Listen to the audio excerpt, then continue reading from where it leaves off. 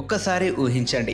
మీరు ఇప్పుడు నిలబడి ఉన్న భూమి ఒక్కటంటే ఒక్క సెకను పాటు హఠాత్తుగా తిరగడం ఆపేస్తే, ఆ ఒక్క సెకను మానవ చరిత్రలోనే అత్యంత భయంకరమైన ప్రళయంగా మారుతుంది. మనకు బయటకు కనిపించకపోయినా భూమి తన అక్షం చుట్టూ నిరంతరం తిరుగుతూనే ఉంటుంది. భూమధ్య రేఖ వద్ద ఈ వేగం గంటకు సుమారు 1600 కిలోమీటర్లు. అంతటి వేగంతో తిరుగుతున్న భూమి ఒక్కసారిగా ఆగిపోయిందని ఊహించండి. మొదటగా భూమి ఆగిపోయినా దానిపై ఉన్న గాలి మాత్రం అదే వేగంతో ముందుకు దూసుకుపోతుంది. దీంతో గంటకు సుమారు 1600 కిలోమీటర్ల వేగంతో భయంకరమైన తుఫాను గాలులు వీచడం ప్రారంభం అవుతుంది.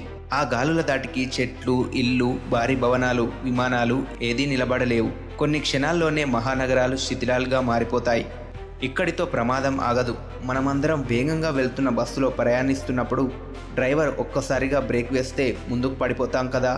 అదే జడత్వ సూత్రం ఇక్కడ కూడా పనిచేస్తుంది. భూమి ఆగిపోయినా దానిపై ఉన్న మనుషులు, జంతువులు, వాహనాలు, ఇతర వస్తువులు మాత్రం తమ వేగాన్ని కొనసాగిస్తూ తూర్పు దిశగా విసిరేయబడతాయి. ఆ ఢీకొనడం ఎంత ఘోరంగా ఉంటుందో ఊహించడం కష్టం.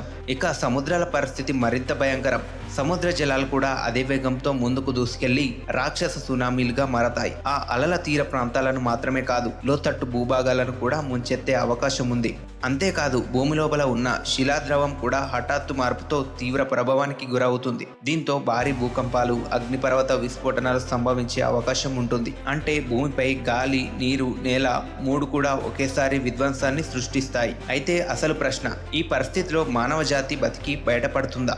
శాస్త్రవేత్తల అంచనాల ప్రకారం ఇలాంటి సంఘటన నిజంగా జరిగితే భూమిపై జీవరాశిలో అత్యధిక భాగం తీవ్ర ప్రభావాన్ని ఎదుర్కొనే అవకాశం ఉంటుంది. ఒకవేళ కొంతమంది భూగర్భ బంకర్లలో ప్రాణాలతో బయటపడినా ఆ తర్వాత ఏర్పడే వాతావరణ మార్పులు, ఆహార కొరత, మౌలిక సదుపాయాల విధ్వంసం వల్ల మనుగడ కొనసాగించడం అత్యంత కష్టమవుతుంది. అయితే ఇది కేవలం ఒక శాస్త్రీయ ఊహాజనిత పరిస్థితి మాత్రమే. భౌతిక శాస్త్ర నియమాల ప్రకారం భూమి ఇలా ఒక్కసారిగా తిరగడం ఆపేయడం వాస్తవంలో జరిగే అవకాశం లేదు. కాబట్టి భయపడాల్సిన అవసరం లేదు. కానీ ఈ ఆలోచన ఒకటే, భూమి నిరంతర భ్రమణం మన జీవనానికి ఎంత కీలకమో అర్థం చేసుకునేలా చేస్తుంది.